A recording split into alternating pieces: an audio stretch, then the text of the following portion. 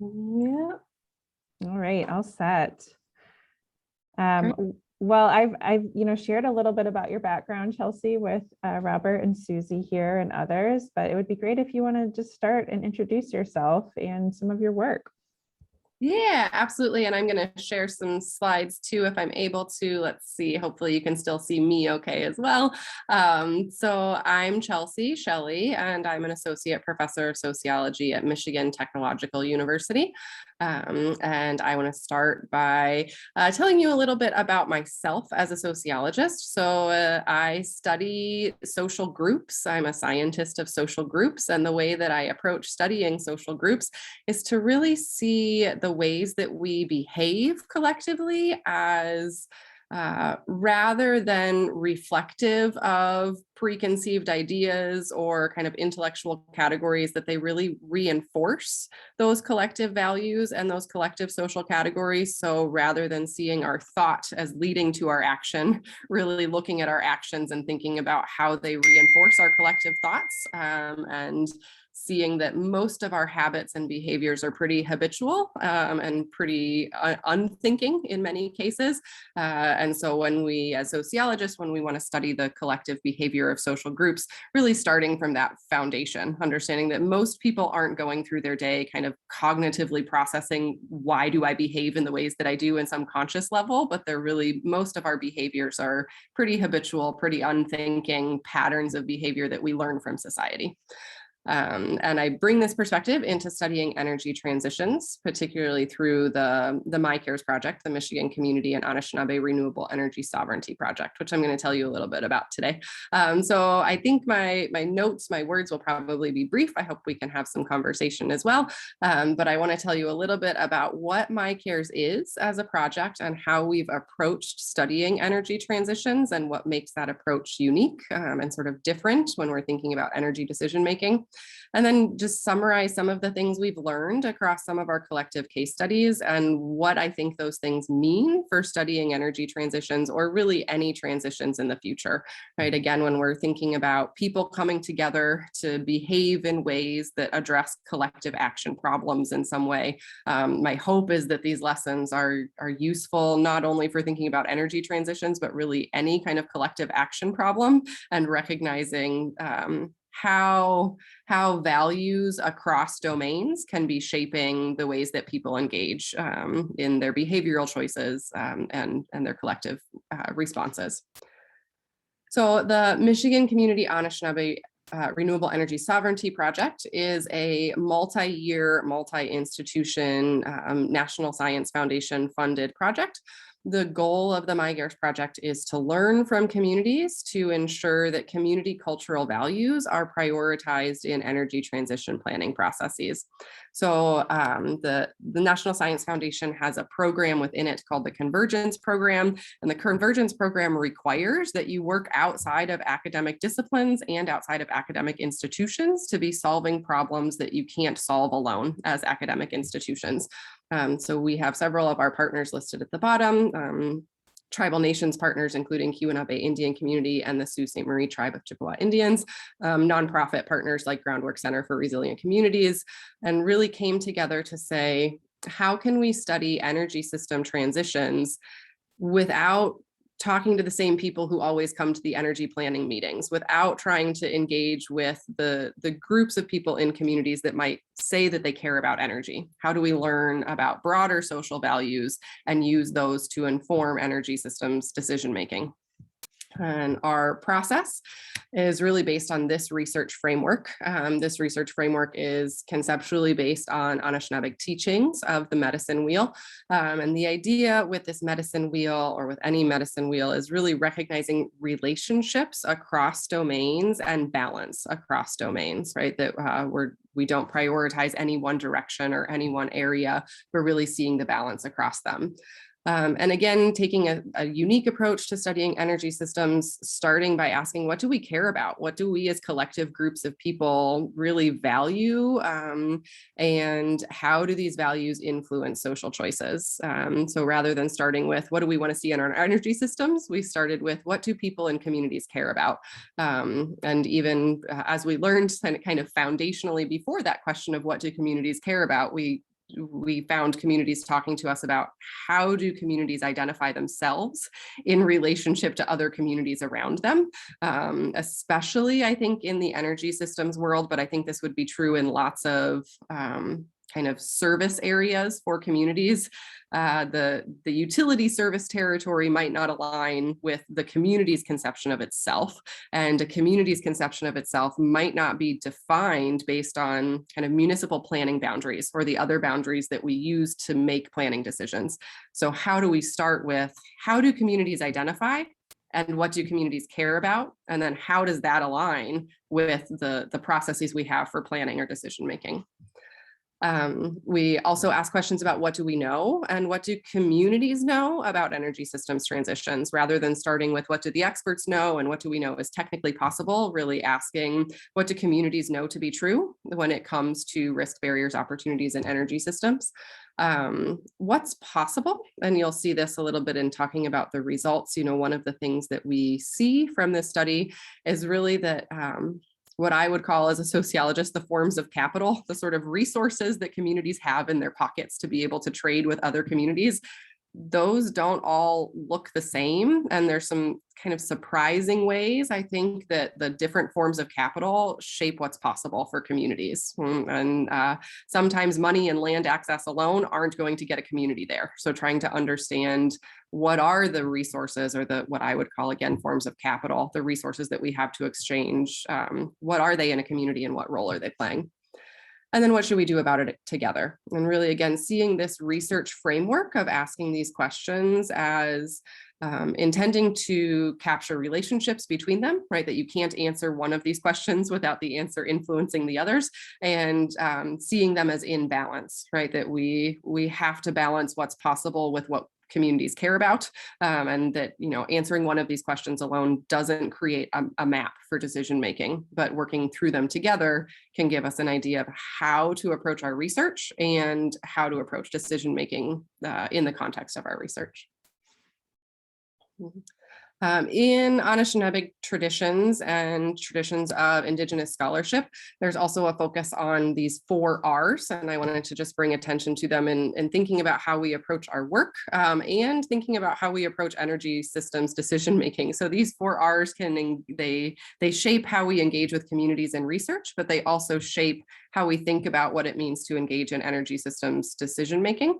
The recognizing rights of humans and more than human beings, and putting those rights into the conversation, ensuring that we're attentive to how are the rights of humans, communities, and more than human being communities being considered, and making space in conversations to acknowledge those rights. That's a part of our research approach, and it's a part of how we think about energy systems decision making as well, is to recognize rights of individuals, collective groups of individuals, and more than human beings that also inhabit the earth. Recognizing responsibility, and that responsibility comes, the rights and the responsibility are balanced, but recognizing that we have a responsibility not only to other humans, but to those more than human beings. One of my favorite lessons from Anishinaabe teachings is that the animals that we share the planet with from an Anishinaabe perspective are actually our older brothers and sisters, because they have inhabited the earth for longer than we have. And so recognizing that we have a responsibility to learn from those that are older than us, and to approach all those relationships through relationality and reciprocity. So seeing how we engage across these 4 R's, relationality, again, recognizing that we are in relationship with one another and with the more than human beings that we share the earth with, and really paying attention to relationships. So as a research approach, that means maybe paying less attention to variables and more attention to the relationships between them, and thinking about those relationships as kind of the analytically interesting part, right? That's where we get the findings, is kind of in those relationships, not just in thinking about what are the kind of demographic factors in these communities. And thinking about reciprocity, a big part of the My Cares project and about how we approach energy system transitions is to recognize that sovereign energy systems where communities are making decisions about the services that they access through energy systems, those are going to look different in different places, because sovereignty means being able to make those decisions within a community, and not every community is going to make the same kinds of decisions. And the reciprocity is in recognizing the balance across those decisions, right? That one community's decision it might look very different from another community's, but if they are respecting one another in that relationship and able to exchange in reciprocally beneficial ways, that's the goal, right? Is to have communities able to make their own decisions, but also to recognize the ways that they're connected with one another. So this is our approach to research, and this is the approach that we take to thinking about energy systems transitions as well. Again, coming from teachings from Anishinaabe and really recognizing the lessons that we've learned from our tribal nations partners. This table is really kind of messy, but I'm just going to walk through it. It's my summary to kind of give you a sense of what did we actually look at in these different communities? Where did we get our information, and what did we learn from them? And the goal is to just be able to summarize here, and then I'll unpack a little bit more in the following slides. So what you see here, we have worked with 8 communities across the state of Michigan. This highlights 6 of them for comparative purposes.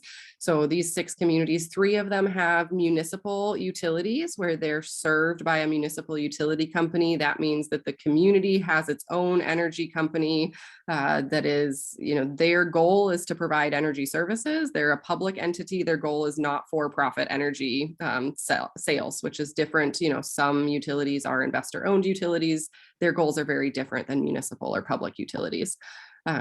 We also have 3 tribal nations partners throughout the state of Michigan that we've worked with.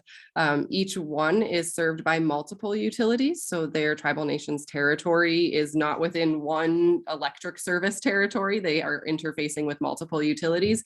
And there's one tribe in the state of Michigan, Saginaw Chippewa tribe, that has its own electric utility. They've developed their ability to participate as an electric utility in the electric market, but their residential customers are still served by multiple other utilities, right? So they kind of have a little bit of both going on. As you'll see, in terms of the data that we've collected over the past couple of years, we have had focus groups, which took place virtually in one community. That was in summer 2020. Those were decision maker focus groups. So we asked people in the community who was involved in getting to your 100% renewable energy goal, and then used a snowball sampling to ask them who else should be involved, and had these conversations with decision makers and identified community leaders to get some sense of how the community got to the goal that they have and how they imagine being able to achieve that goal. In other communities, we were involved in basically open and public meetings as observers there to take notes and looking at public documents, and having sort of what we would consider key informants or people that we're working with in the communities, but not sort of having formal interviews or focus groups in those communities. Learning with and from tribal nations looks like a really different thing when it comes to our research process. And so the things that we've learned from these tribal nations are really based on multi-year partnerships where we're having meetings weekly or bi-weekly with their natural resource departments, or we're having meetings with their energy transitions committees or members of their tribal council, but they also don't look like formal interviews or focus groups. They look like, team meetings where they're a member of the team. And that's how we engage with them, is through research partnerships and then access to tribal documents. So it's just a little bit about where the data are coming from that we're using to inform our findings and think about what we've learned across these cases. I'm really going to focus, you can see there's some pluses and minuses that I've identified in each. You can see certainly for tribal nations, their biggest barrier is that they don't have dedicated staff who are focused on energy issues. And so they might have lots of interest and lots of engagement, but they don't have staff expertise in those spaces. I find it really interesting that in the community that we see as sort of a leader in the state of Michigan and having a 100% renewable energy goal, we also see a pretty low level of local participation in the energy transition. So thinking about residential solar systems or business solar systems. So that to me is a really interesting incongruency that we see when we look at, here's a community that is a leader in making these goals, but they don't see that leadership coming from kind of within the community itself. So that's what those pluses and minuses are. I'm really going to focus some time talking about the spatial and identity incongruencies, identity dichotomies, and these non-energy energy values.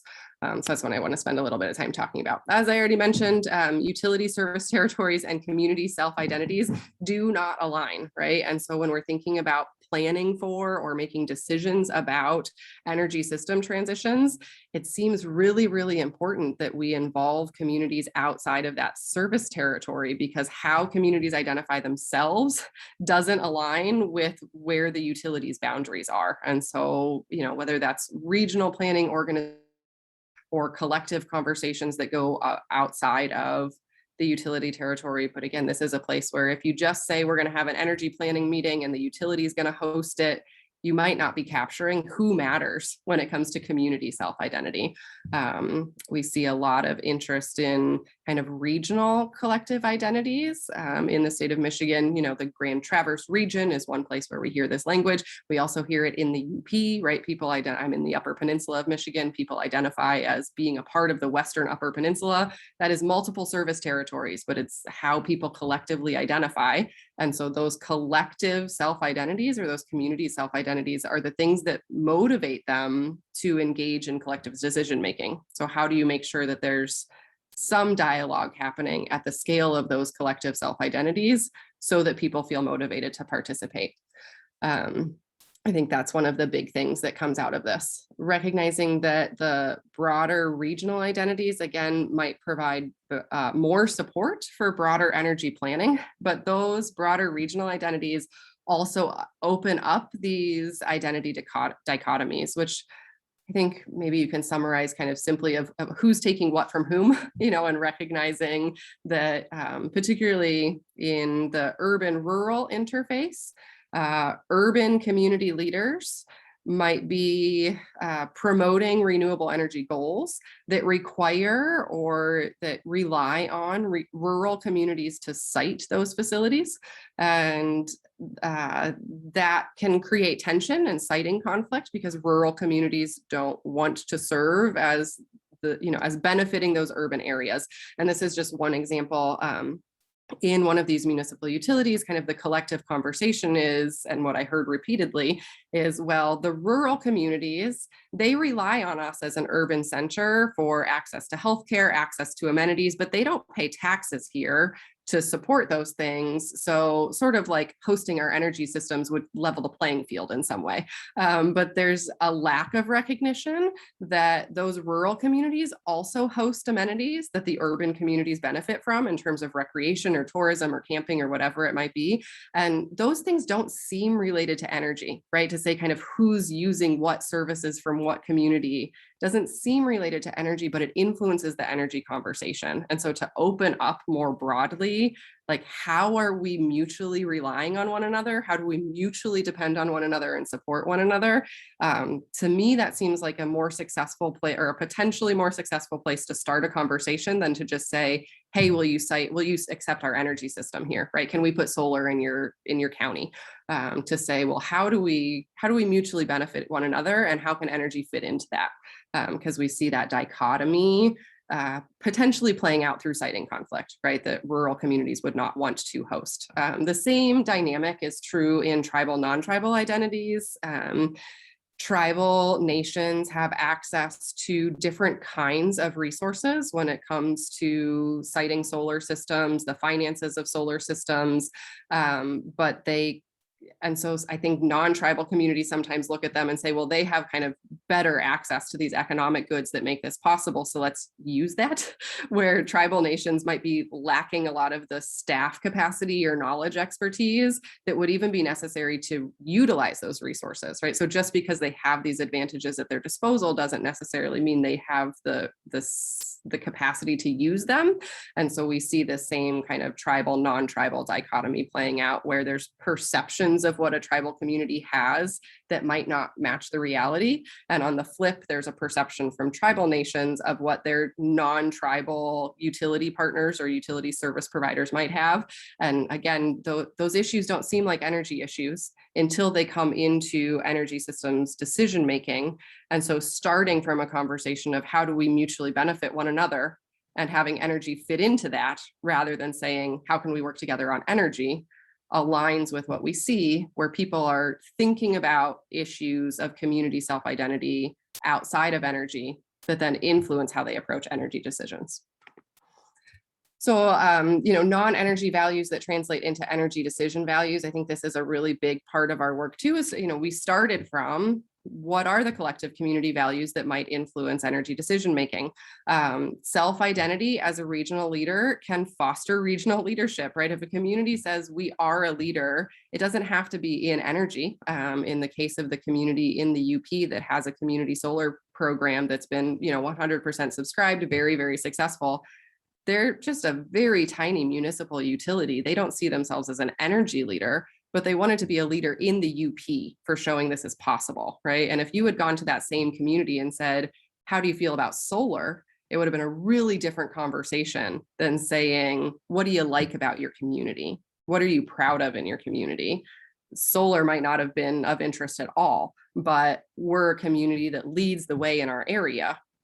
Solar became a way to manifest that or to demonstrate that. For many of the communities that we have worked with, concerns about climate change they're not like some intangible general concern. They're concerns about changing community amenities, right? So the motivation to engage in a renewable energy system transition isn't because, like, at the abstract level, they know carbon is problematic and they want to do something about it, but at a very physical, tangible level, they can see their recreation industry changing. They can see their tourism industry changing. They can see their demographics changing because of climate related, demographics shifts or relocation.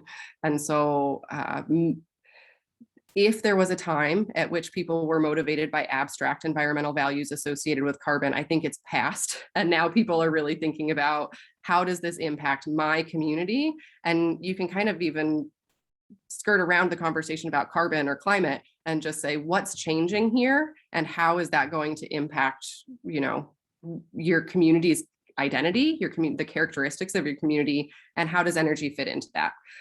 Again, I think it's a really positive thing when we want to try to avoid arguments over what's causing climate change or why it may or may not at the abstract level be caused by this or that thing. And we can just say, what's going on in your community and how can we address it?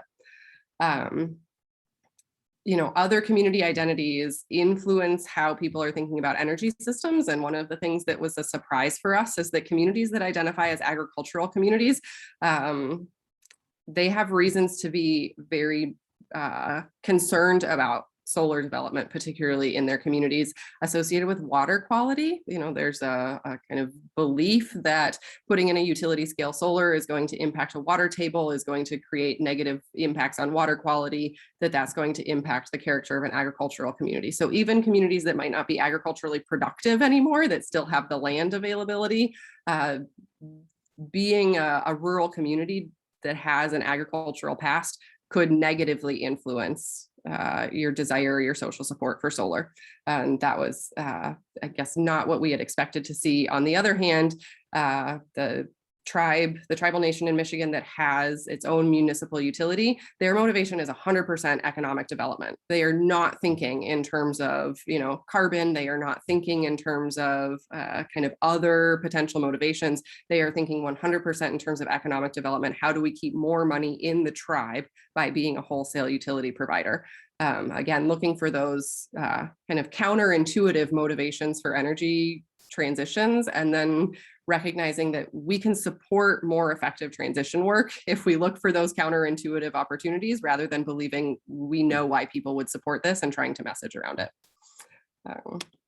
So I just want to kind of end with a couple key takeaways for me, and I would love to be able to have a conversation more broadly about this.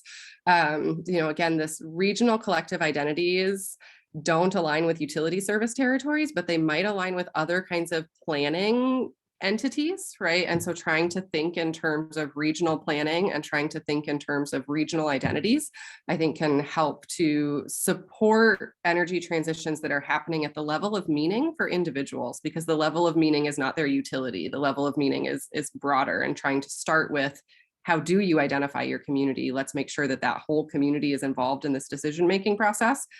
Seems like a successful path forward.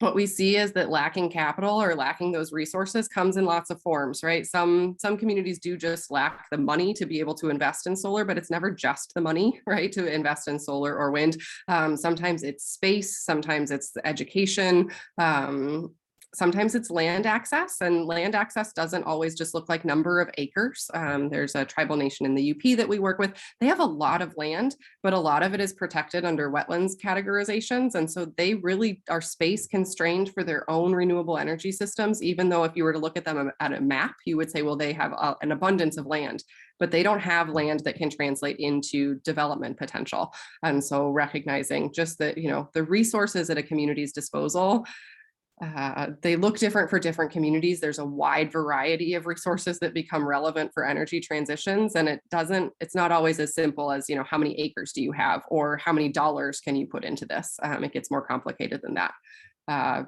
Previous investments are going to constrain what kinds of investments a community can make, right? So it's not just how much money do you have available now, but what other investments have you made that then limit your ability to move forward.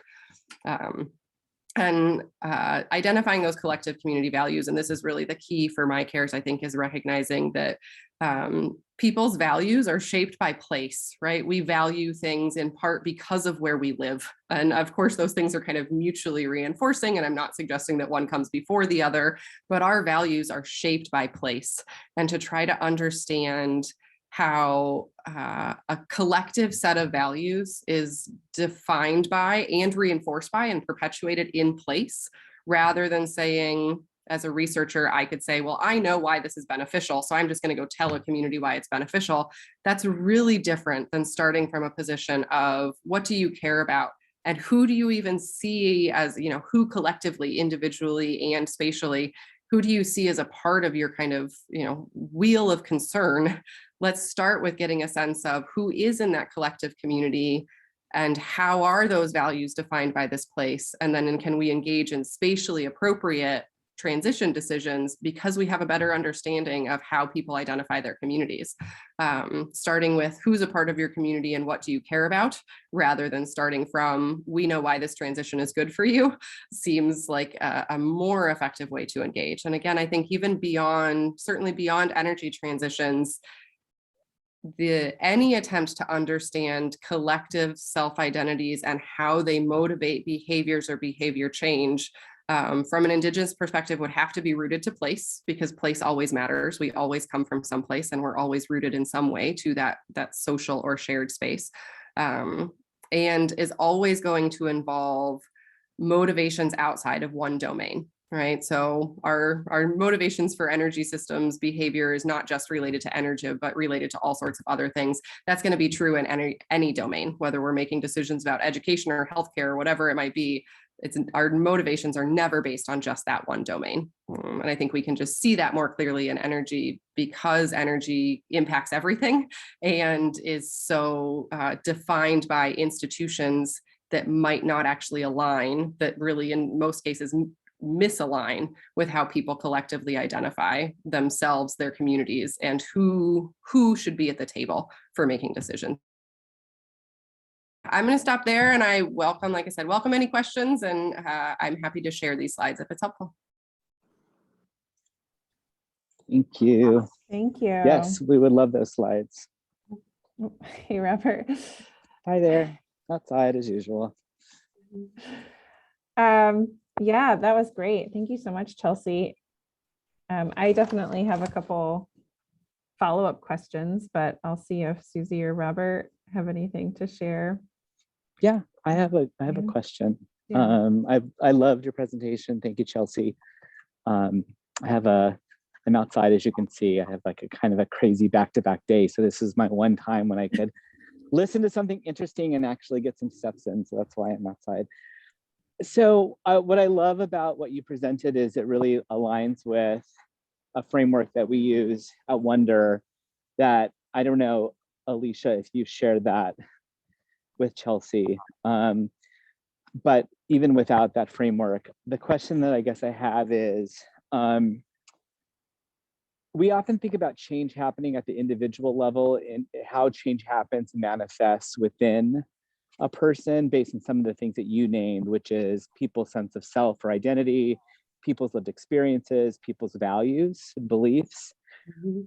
And I'm curious to hear, like, I kind of feel like it was embedded in what you were saying, but if you could talk through, how does that sense of self or those individual lived experiences then translate to a collective sense of shared values or a collective sense of shared identity? And then how does that ultimately lead to the transition to the change actually happening? Like, what's the process from individual to community to the actual change happening at the community level in terms of renewables getting adopted within a community? Yeah. Yeah, so big stuff there. I guess I can say a little bit about it. And thank you, Alicia, for sharing this. I have seen the Heartwired kind of framework, I think, from the Wonder website as well.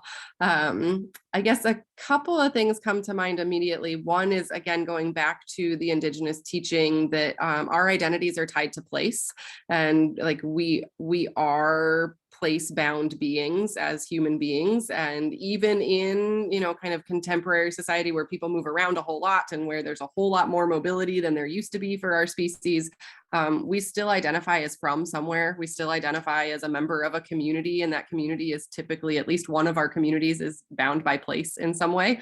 And in the United States, we're a very highly segregated society. And so our collective understanding, experience, values born in place means that most of us are surrounded by people who are kind of like us in some way, and our collective shared experience is kind of defined by that segregation in some way. And so our individual beliefs or ways of knowing the world are tied to places, and those places are really socially segregated. So that's a part of what I think comes to mind for me. I think another piece of it for me is that we reinforce what we believe through the things that we do, and most of us do pretty we do pretty routine things, right? And those routines come to I don't think they influence, they just really reinforce what we think we know about the world anyway. And one of the ways that we can disrupt that is to change what people do, or to change what they even think is possible to do. Again, as a sociologist, I study technological systems, and the example that I use for students often is cooking in a kitchen, right? If you're in a modern US kitchen, you might know exactly what to do, but if you were to put you in a different country, in a different context, in a different continent, you might not know how to use a kitchen, right? Because kitchens look different in different parts of the world, and how we engage with the material things around us. So like even what it means, I'm a good cook, well, that's totally dependent on I know how to use these things in my kitchen to know how to do that. I think sometimes disrupting the habits, or at least helping people recognize that those habits are created by the environment around them, can open up those conditions of possibility to seeing different things.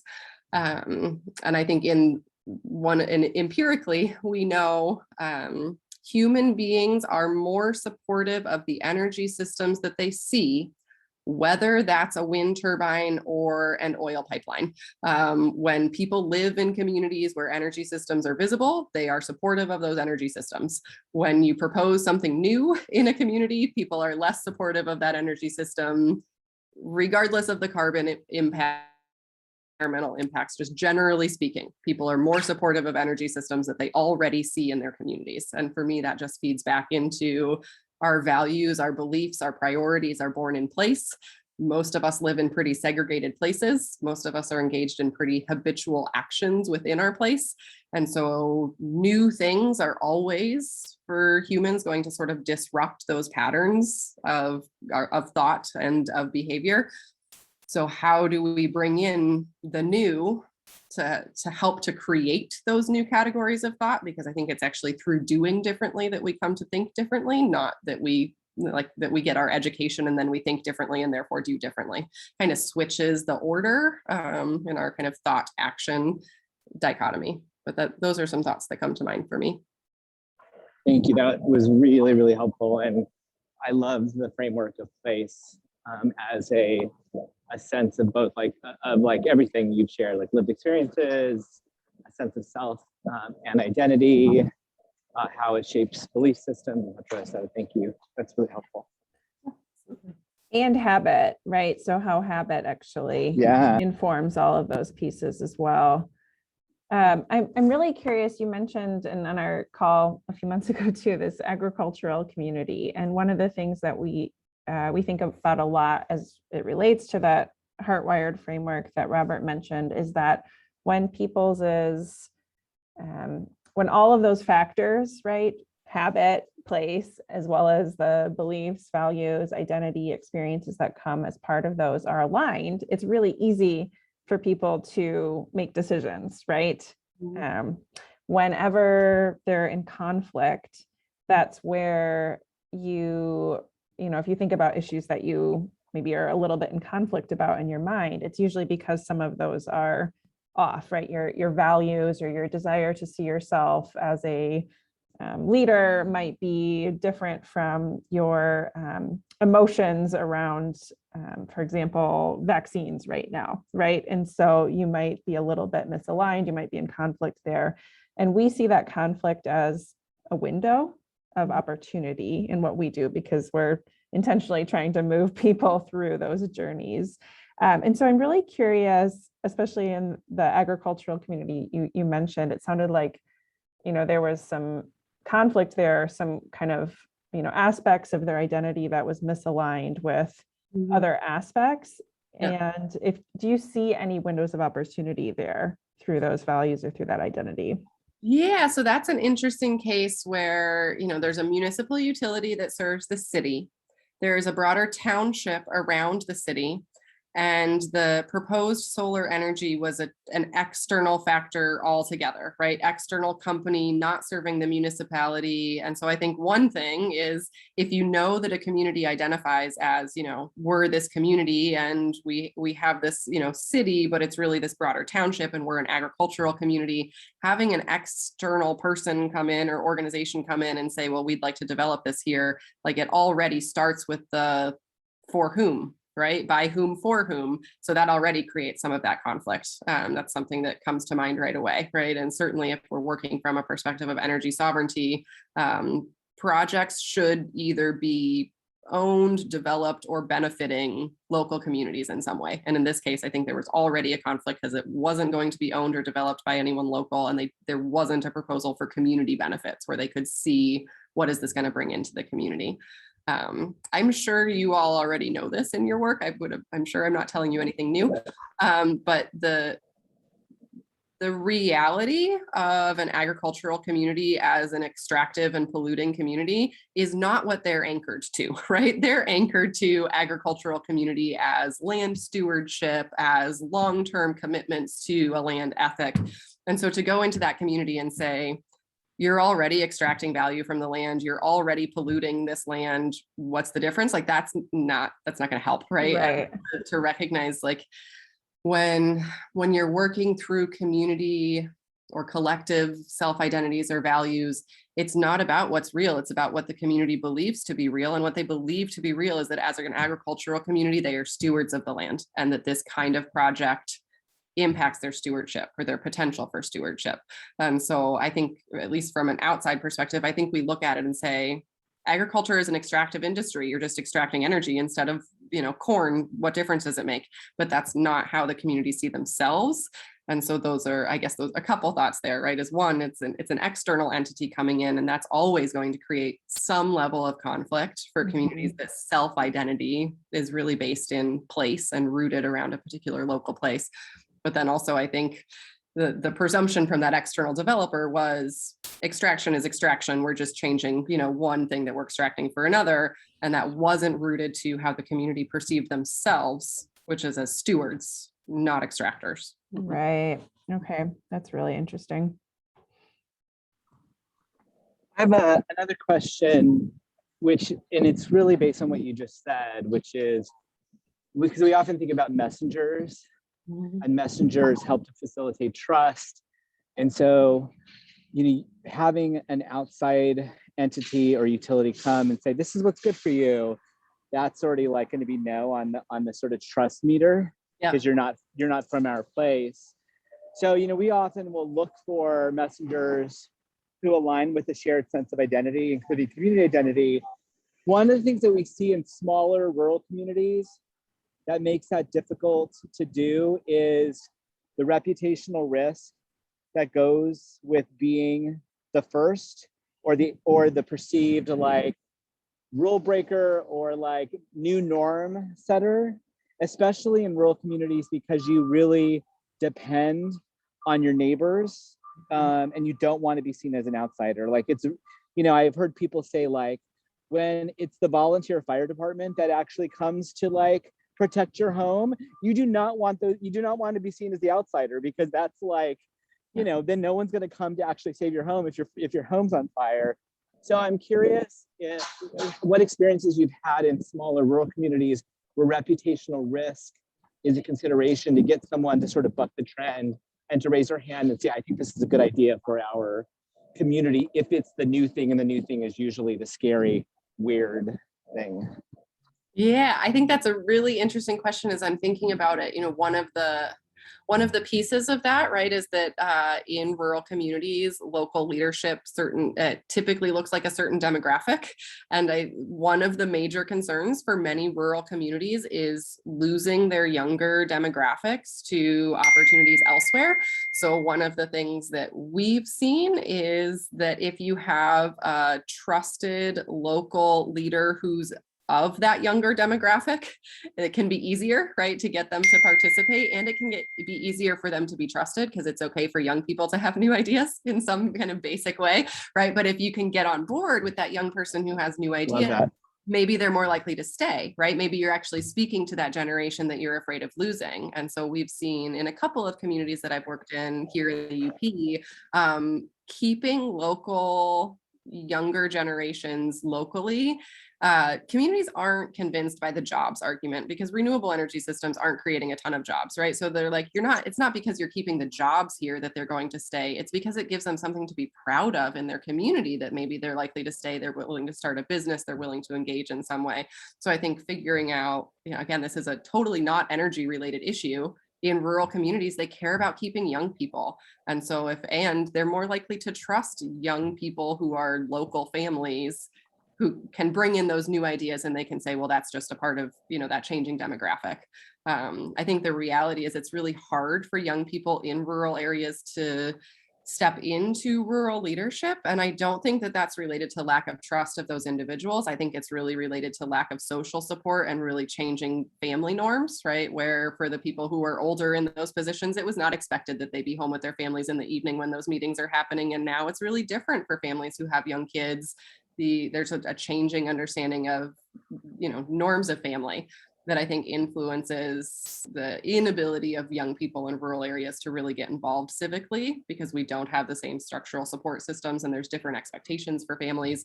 But finding those younger people who can speak to new ideas, but also have the local trust, I think can be huge. And again, plays to values that are not domain specific, but that are rural community values, that they want to maintain younger populations and keep their kids there so that they can raise their grandkids there. It's certainly a part of the value outside of any one domain. Interesting. That is so great. Thank you for that. Well, and we definitely have seen that. I would just say that we've seen that on other issues. You're connecting the dots in really amazing ways, but like on marriage younger people convincing on marriage equality for same-sex couples, younger people convincing their older, relatives to sort of be on board with the social change was quite powerful. For vaccination, that really worked as well. So that's really a great example. Thank you for that. Yeah. Yeah, definitely. My neurons are firing with a lot of associations right now, which is the whole point of these. So thank you. I'm conscious we're a little over time, and I want to be respectful here of your time, Chelsea, and also my colleagues. I guess just Robert or Susie, any other questions or thoughts before we wrap up? Otherwise, well, we'll let you go. But thank you again. Yeah, just thank you, and that you've given us a lot to reflect on. Thank you, Chelsea. Yeah, absolutely. It's my pleasure. If you can see the chat, my email address is in there, and Alicia, I will send you slides. It also is in there. I welcome questions, opportunities to connect. This is really fun for me, and thank you for the great work that you do. It's really, really, really exciting to read about. I've been very excited to get introduced to your organization. So thank you. Thank you, Chelsea. Yep, we'll share a recap out with everybody invited too, so they may watch later and shoot you questions as well. But thank you again. Yeah, thank you. Enjoy your afternoons. I hope everyone can get outside for at least part of it. Thank All you. right. Take good care. Bye-bye. Bye-bye.